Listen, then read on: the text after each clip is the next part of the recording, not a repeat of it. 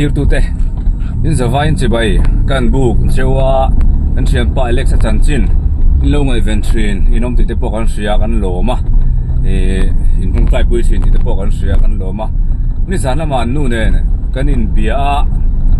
zep thu cheng emo thatlam apan lem lova zualam apan ti mai tiang kan in biak na tam tak ang si khang si kha ma kan lo soitong khanin hai so han soilan rem lo le han ti rem lo ang chi kha awm ve an lo en le te po an ril ru han nat na turang chi enge mo kha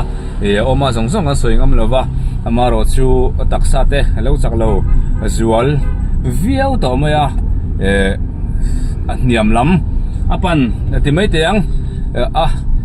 han men pui te pon ngai chho ve don nge nia chu tiang bor vel chun din hun ani ri to ani tuna chuanin a chau ve tak zet to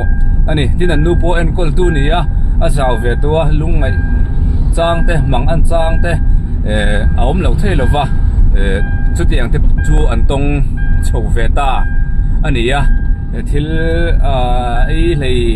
thei lova khan in let thei lovin khuma nan na khuma amureng mai ani ya trong trai pui le zual te po angai le ome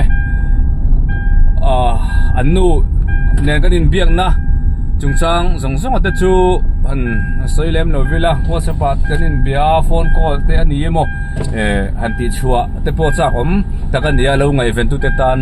lo ngai event tu ina in shet zel turata na han ti chua te po thil cha om tak ania amaro chuan mani kan veng thong deuh hleka khongai takin min the thiam mai ula ka ron tilang lo mai anga kei po hei ka tum dan taka chuanin mun tanga ka kal koi thowanga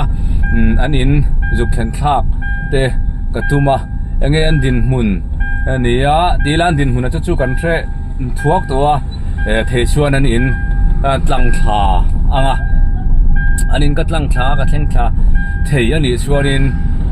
enge mo han soi ngai le han ti chuangai ama lo khongaya lo lai na tu te ta na kan na sia tu ro mang si enge mo alo amani chuan chung te po chu rem changa kan ron ti mai tu ra ngai ila sau na hi clear lo mai thaya bi pokal ka du wangin ka duai ka tlai to wangin aman mo thei bok si lova eng po ni ta sela ni zana annu status atang hianin om dan tur anom dan tur om ang sia thei mai in karinga chuan an status annu gracie men lo thiam ro annu gracie status hi karon ti langanga ti hianin min lo khir sak mai taula han kalsan mai te po lau viau maya chu ti anga chuan din mun ani yang poni se ta si lo enula thil om dan tur op anga chu in man thiam mai in karinga